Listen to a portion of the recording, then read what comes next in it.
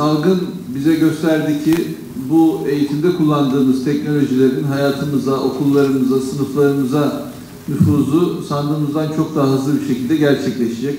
Salgın döneminde özellikle bu enstrümanları daha iyi kullanan akademisyenlerimizin, hocalarımızın daha iyi sonuçlar aldığını gördük. Örneğin normalde sınıfta birkaç tur geri dönüşü almanız çok uzun bir süre alabilecekken bunu dijital enstrümanları kullanarak çok daha kısa bir sürede yapabiliyorsunuz. Anında bütün öğrencilerin herhangi bir soruya birer cümlelik cevap yazmasını sağlayıp daha sonra bunları sınıf devam ederken veya hemen ders sonrasında inceleyebiliyorsunuz. Dolayısıyla bu öğrenmeyi pekiştirme işini aslında bu enstrümanlarla daha hızlı yapabildiğimizi gördük.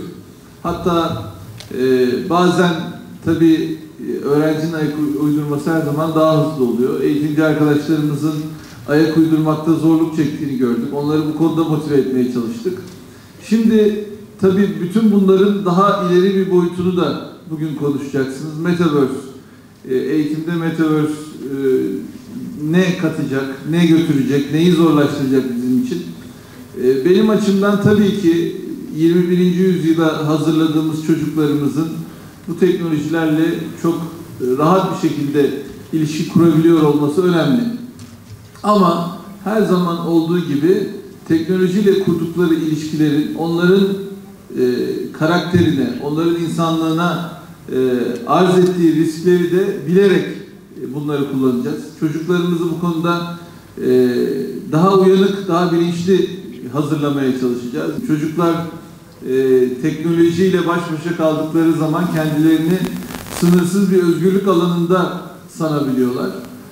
Ama bu alanın da çok ciddi manipülasyonlara açık olduğunu, çocuklarımızın yönlendirilmesi bazen ticari sahiplerle, bazen başka sahiplerle yönlendirilmesine matuf birçok dinamiği içinde barındırdığını da bilmelerini sağlamamız icap ediyor.